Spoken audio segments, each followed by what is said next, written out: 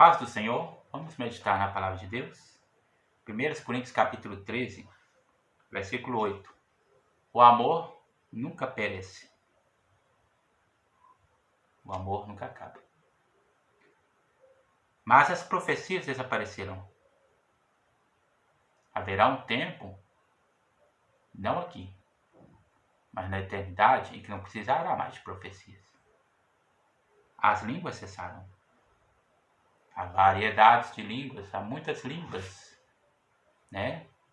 Há o dom de línguas, mas não cessou. Alguns interpretam que cessou, mas não cessou. E lá na eternidade haverá uma única língua. Haverá pessoas falando línguas diferentes, a não ser que Deus, em sua infinita sabedoria, achar que seja bom que houvesse variedade de línguas entre os povos que estão no reino celestial. Mas eu creio que não. Não sei como será o processo de comunicação no céu. Se será sonoro, assim como é aqui, linguístico, aqui como é assim. O conhecimento passará. E aí, para aqueles que acreditam que houve um cessar das línguas, será que dentro deste mesmo contexto eles podem fazer um parênteses e colocar a língua dentro e dizer que o conhecimento ainda não passou?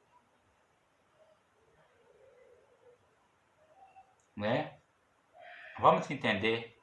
Você não pode usar uma boa exegese em toda a Bíblia e chegar em um texto e deixar de usar a exegese nesse texto e começar a fazer uma interpretação conforme a sua experiência apenas. Porque a experiência de muitas igrejas tradicionais, antigamente, antes do movimento pentecostal, em muitos casos era a experiência em que não havia profecia nem língua, apenas a ministração da palavra e os cânticos. Isso perdurou por muito tempo. E aí, nisso se criou uma tradição, uma tradição interpretativa que interpretou de que se não estava atento é porque esse versículo havia se cumprido, dizendo que havia cessado. Mas não é bem assim, não. Houve muitos movimentos do Espírito para promover um avivar da chama. E naquela ocasião onde as igrejas, assim como a Igreja Católica, tinha a sua ideia padrão e ela impunha a sua ideia padrão, e muitas das vezes até de uma forma violenta, a gente vai ver o que acontece, como alguns movimentos onde não tinha uma liberdade de culto, não se avaliava de forma tranquila, com a mente tranquila, e não se permitia muito contraditório. Então havia algumas pessoas que acabavam sofrendo perseguição por causa daquela visão. Então, ou seja, muito dos movimentos dons foi sufocado. Houve um sufocar, sim, onde líderes não ungidos, não inspirados, entraram na frente e sufocaram.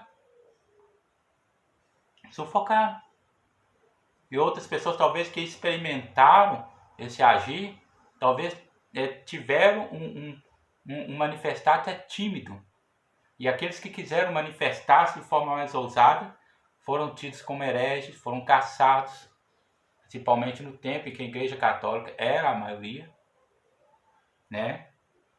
A Igreja Evangélica também, a Igreja Protestante também não interpretou isso bem, mas usou a experiência católica de uma época de frieza, até denominado como era das trevas, porque era uma época de frieza,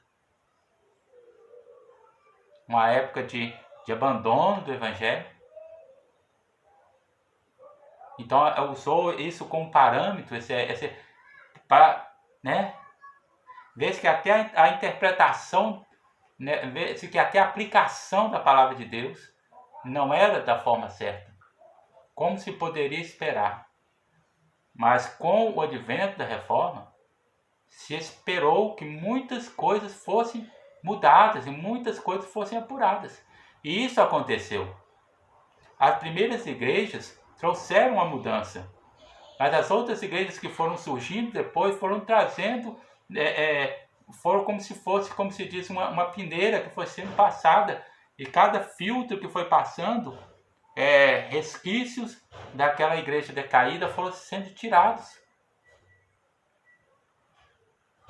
né?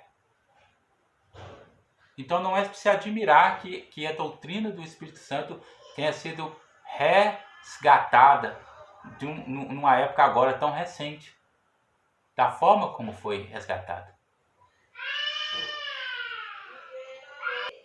O que acontece é que assim como naquela época haviam excessos, nos dias atuais também há excessos, também há charlatões da fé que usam de forma equivocada e de forma errada os dons. E isso não é algo da atualidade, nem algo que aconteceu nos dias posteriores ao primeiro século. Isso é algo que já acontecia na época apostólica, na época em que eles dizem que ainda não havia cessado esse dom. Naquela época mesmo já haviam pessoas corruptas, como aquele homem que queria comprar o batismo com o Espírito Santo. Como também lá em Apocalipse a gente vê que haviam pessoas que se auto-intitulavam apóstolos e andavam por aí. E é tanto que chegou lá na igreja de Éfeso, e, ele fala, e aí o Jesus fala assim, eles diziam ser apóstolos e tu os achaste mentirosos. Eu também assim acho.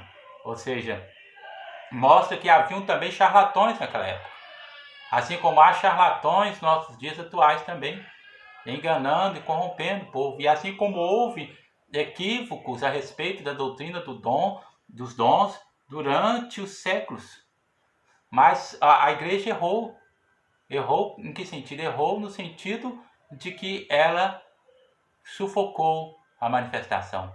Ao invés de doutriná-la, ela sufocou. Uma coisa é você doutrinar, você disciplinar, você colocar a regra, assim como é feito em 1 Coríntios 14, onde o apóstolo Paulo, ao invés de falar para eles pararem de falar em língua estranha, eles pararem de profetizar, porque estava havendo bagunça no culto, ele fala o seguinte: não, que haja ordem e decência. Ao invés da igreja aplicar uma doutrina em cima desses movimentos, uma doutrina que viesse a colocar ordem, ela sufocou, caçando uns, chamou outros de herege.